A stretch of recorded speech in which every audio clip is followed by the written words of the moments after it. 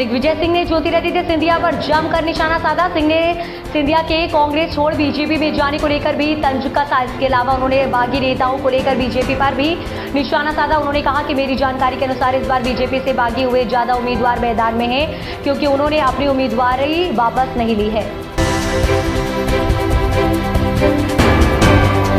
मध्य प्रदेश विधानसभा चुनाव की तस्वीर बदलने के लिए कांग्रेस को प्रियंका गांधी की जरूरत महसूस हो रही है। ऐसे में पार्टी ने राष्ट्रीय अध्यक्ष मल्लिकार्जुन खड़गे को उज्जैन में आम सभा के लिए भेजा जाना तय किया गया है। इस बार विधानसभा चुनाव में भारतीय जनता पार्टी और कांग्रेस के बीच कांटे की टक्कर बताई जा रही है। लोकसभा चुनाव से पहले अपना दल ने एक बार फिर जातीय जनगणना का मुद्दा उठा दिया है।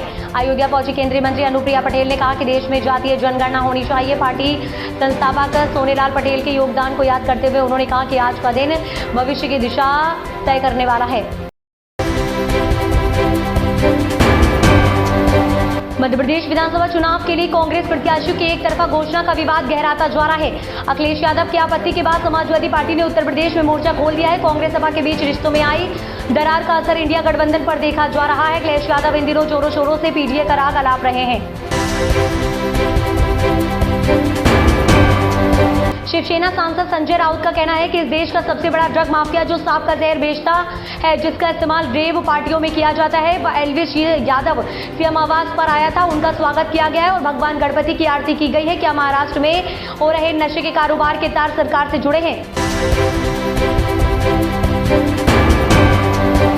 महादेव सट्टेबाजी ऐप मामले पर केंद्रीय मंत्री रामदास अठावले का कहना है, ये बड़ा भ्रष्टाचार है। कांग्रेस की आदत है भ्रष्टाचार करना, सत्ता में आना और लोगों को गुमराह करना। भूपेश बघेल का खेल खत्म हो जाएगा और उन्हें जेल जाना होगा। सरकारी एजेंसियां सबूत मिलने के बाद ही जांच करती हैं।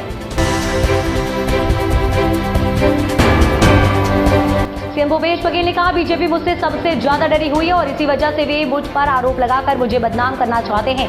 हिमंता बिस्वा शर्मा और अजीत पवार पर आप भाजपा आरोप लगाते थे, लेकिन जब वह आपकी पार्टी में आ जाते हैं तो सब मोदी वॉशिंग पाउडर से धुलकर साफ सुथरे हो जाते हैं। राजस्थान में विधानसभा चुनाव होने वाले हैं, जिसके लिए उन चुनावों में उतर रही सभी पार्टियां ने हर विधानसभा सीट के लिए अपने उम्मीदवारों के नाम का ऐलान कर दिया है। राजनीतिक पार्टियों का यही फैसला महीनों से टिकट की बाट जो रहे नेताओं के गले नहीं उतरा और उन्होंने अपनी पार्टी के खिलाफ जाते हुए बगावत का बिगुल फूंक दिया। भारत के पड़ोसी देश नेपाल एक बार फिर भूकंप की चपेट में आ गए हैं। 3 नवंबर की देर रात आई भूकंप की वजह से लोगों की मौत हो गई है। नेपाल भूकंप मापन केंद्र के मुताबिक भूकंप का केंद्र जोजरकोट था और रेक्टर स्केल पर इसकी तीव्रता 6.4 मापी गई। इस बार भूकंप सबसे ज्यादा प्रभावित जोजरकोट और रुकोम जिला है।